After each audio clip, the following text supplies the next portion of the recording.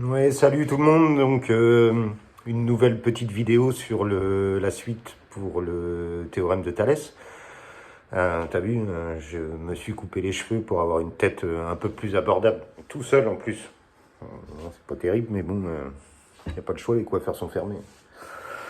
Donc je t'envoie une petite vidéo pour t'expliquer un petit peu ce qu'on fait pour la suite du théorème de Thalès. En fait, on va faire comme le théorème de Pythagore, on va faire la réciproque maintenant.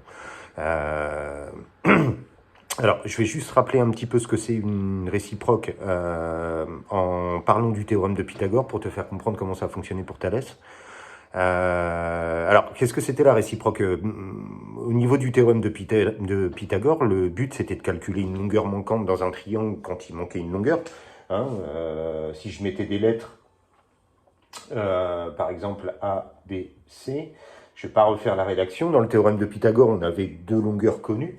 Par exemple là, et en fait, on cherchait celle-ci.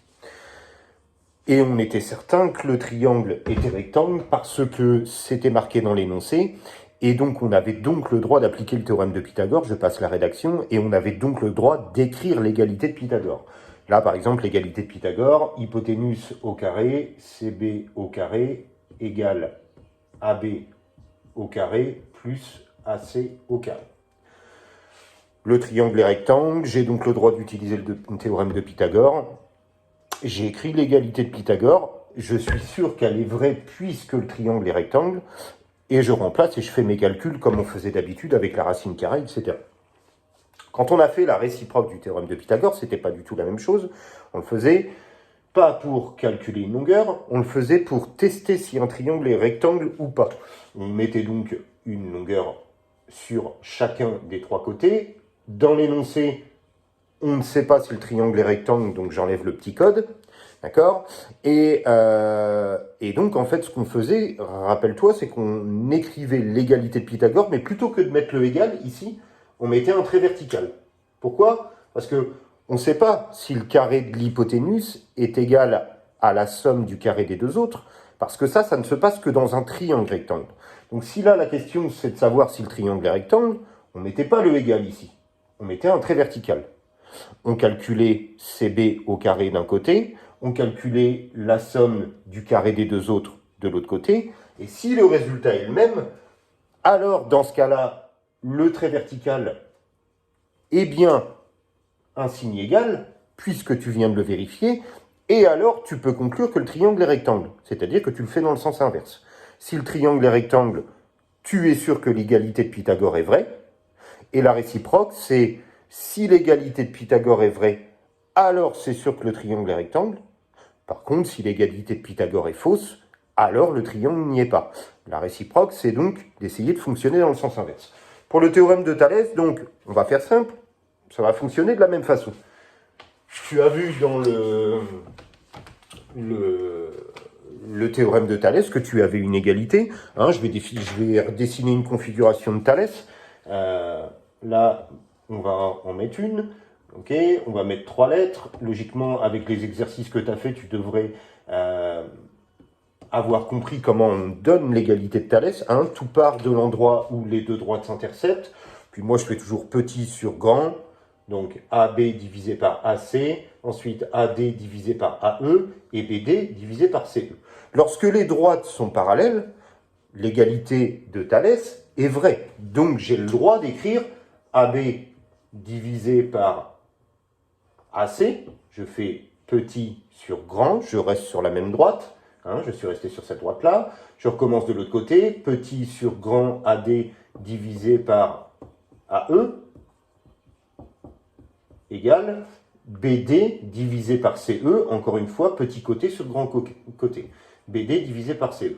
Et ça, j'ai le droit de l'écrire, cette fameuse égalité de Thalès, on a le droit de l'écrire parce que dans notre énoncé, on nous a dit que la droite BD était parallèle à la droite CE. Et si les deux droites sont parallèles dans cette configuration, alors cette égalité entre les trois divisions est forcément vraie. Ce qui te permet de remplacer par des longueurs connues et de faire un produit en croix comme tu fais depuis le départ. Maintenant, on va penser réciproque. Dans la réciproque du théorème de Thalès, on va plus te demander de calculer une longueur, on va te demander d'essayer de prouver que les droites sont parallèles ou ne le sont pas. Donc, ici, BD parallèle à CE, dans ton exercice, ça ne sera pas noté, ça sera justement la question de savoir si les deux droites sont parallèles. D'accord? Et ça, le égal qui est ici, tu ne peux pas le mettre. Parce que, justement, si c'est pas égal, ça veut dire que les droites ne sont pas parallèles. Et si c'est égal, ça veut dire qu'elles le sont. Donc on va faire comme avec la réciproque du théorème de Pythagore. On va pas mettre un égal, on va faire comme si on écrivait l'égalité de Thalès, comme tu fais depuis le départ, petit sur grand, petit sur grand, petit sur grand. Sauf que tu vas pas mettre le égal, mais tu vas tirer deux traits verticaux et tu vas essayer de calculer cette fraction et cette fraction. Et si les trois résultats sont les mêmes, alors ça signifie que la barre qui est ici est bien un signe égal, que cette barre est bien un signe égal, et donc si l'égalité de Thalès est bonne, alors dans ce cas-là, obligatoirement, les droites sont parallèles, et on pourra donc répondre à la question. Donc on va faire comme si on écrivait l'égalité de Thalès, sauf que plutôt que de mettre le signe égal, on va tirer deux traits verticaux, on va calculer chacune des trois divisions, et si les résultats sont les mêmes, on pourra donc conclure que les deux droites sont parallèles. Alors il y a un petit avantage avec la réciproque du théorème de Thalès, c'est qu'en fait, deux des quotients suffisent pour que les deux droites soient parallèles.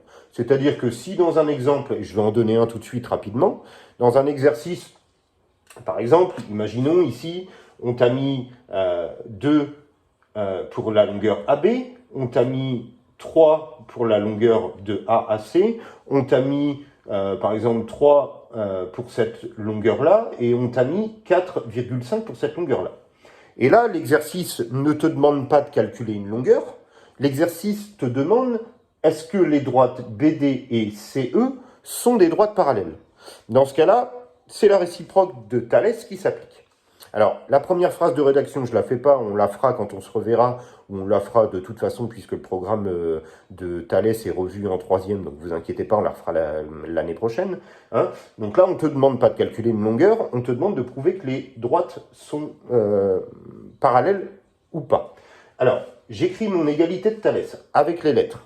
AB divisé par AC est-il égal, puisque là je ne sais pas, donc trait vertical, à AD divisé par AE, est-il égal à BD divisé par CE. Donc le est-il égal, il est symbolisé par les deux traits verticaux que j'ai marqués là. En fait, ça veut dire qu'on va essayer de tester pour voir si le résultat de ces trois divisions donne la même chose. Alors, je l'ai fait avec les lettres, maintenant je remplace. AB, ça fait 2, et AC, ça fait 3. BD, là, AD, je ne connais pas, et AE, je ne connais pas, donc ce quotient-là, je ne peux pas le calculer. Et là, BD divisé par CE, donc 3 divisé par 4,5. Et je vois bien que là, celui-ci, cette division, je peux la calculer. Okay, et cette division, je peux la calculer aussi. À partir du moment où deux résultats sont les mêmes, ça suffit. Il n'y a pas besoin d'avoir les trois pour prouver que les droites sont parallèles. Donc là, ce que je vais faire, c'est que je vais prendre ma calculatrice. On verra qu'on a aussi la possibilité d'utiliser le produit en croix pour voir si les résultats sont les mêmes. Mais je pense que le plus simple, là, en période de confinement, pour aller le plus vite possible, c'est de prendre votre machine et de taper 2 tiers. Et de regarder combien ça fait. 2 tiers, si tu tapes à ta calculatrice, ça donne un affreux nombre à virgule qui ne s'arrête pas. Ça donne 0,6666 jusqu'à l'infini. Hein, donc en fait, on va le laisser en valeur exacte. Tu appuies sur la touche SD pour basculer de la valeur exacte à la valeur arrondie. 2 tiers, en valeur exacte, de toute façon, ça reste 2 tiers, puisque en fait, c'est la fraction simplifiée. Et quand tu tapes 3 divisé par 4,5 à la calculatrice, la fraction simplifiée va te renvoyer 2 tiers. Ok. Donc, on se rend compte que les deux résultats ici et ici sont les mêmes, que là, je n'ai pas réussi à calculer, c'est celui du milieu que je n'ai pas réussi à calculer dans mon exemple, mais ça pourrait très bien être celui de droite ou le premier.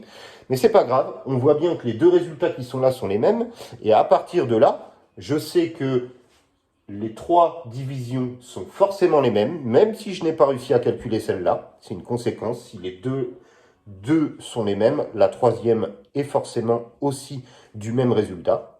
Et donc, les deux traits verticaux que j'ai marqués là sont en fait deux signes égaux, ce qui signifie que l'égalité de Thalès est vraie, et que donc, obligatoirement, les droites sont parallèles. Je vais donc pouvoir conclure à mon exercice que les droites sont parallèles. Alors, pour la rédaction, tu vas donc faire, dans un premier temps, avec les lettres, et tu tires 2 traits verticaux, tu calcules, tu remplaces tout ce que tu peux remplacer dans ton exercice, tu regardes si tu trouves les mêmes résultats, et après tu fais la conclusion. Donc là, la conclusion, je vais la faire. Donc c'est la conclusion de mon exercice qui est ici, qui me demande, est-ce que BD est parallèle à CE? Donc là, je vais faire ma conclusion. Alors, dans la conclusion, tu vas rédiger de cette façon-là. On vient d'écrire ce que je viens d'effacer, on est d'accord? Donc, AB divisé par AC est bien égal, je viens de le prouver tout de suite, que AAD divisé par AE est bien égal à BD divisé par CE. Et donc, d'après la réciproque du théorème de Thalès,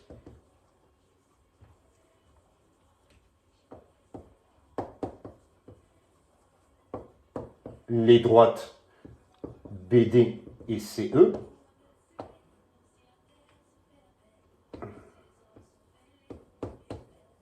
sont parallèles.